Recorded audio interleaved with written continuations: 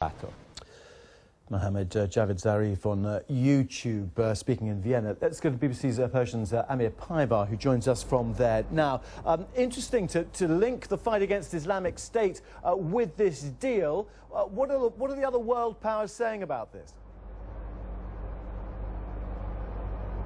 That's right. I think Iranian Foreign Minister is trying to portray a prospect for wider cooperation between Iran and the West. A carrot, if you will, for the other side, that if this is resolved, if the nuclear the nuclear conflict is resolved, and next we can move to cooperation in fighting extremism. As you heard there, he was talking of an existential battle. Of course, there will be other countries within the so-called P5+1, that's the 5 permanent members of the UN Security Council, and Germany, who would look positively on this.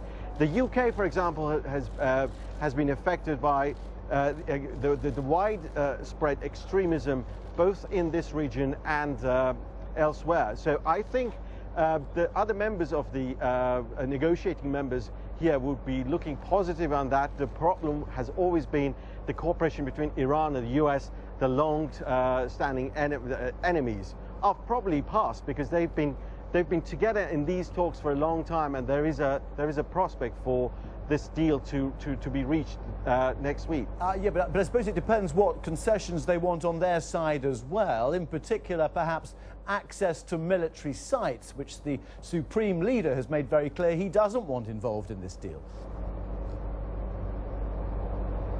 That's right, but we have to make a distinction between public statements by Iranian leaders and what actually happens here between negotiators.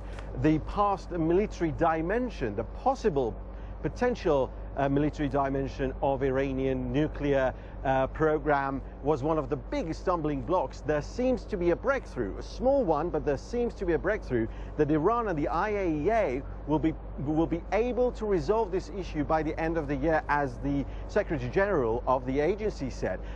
My understanding is, and this is the hope, there's a widespread hope here with the negotiations, that these problems will be resolved one by one, although in public there have been statements which will make you and I believe, well, there's no way around it. But there seems to be, these negotiations are exactly about it. We still have a few days more, and there is still time for them to resolve these very last few issues, including giving access to the IAEA inspectors in Iran. My understanding is, from what I have heard from an senior Iranian official here, is that Iran will start implementing the additional protocol of non-proliferation treaty, and that protocol does give the inspectors a managed access to suspected sites.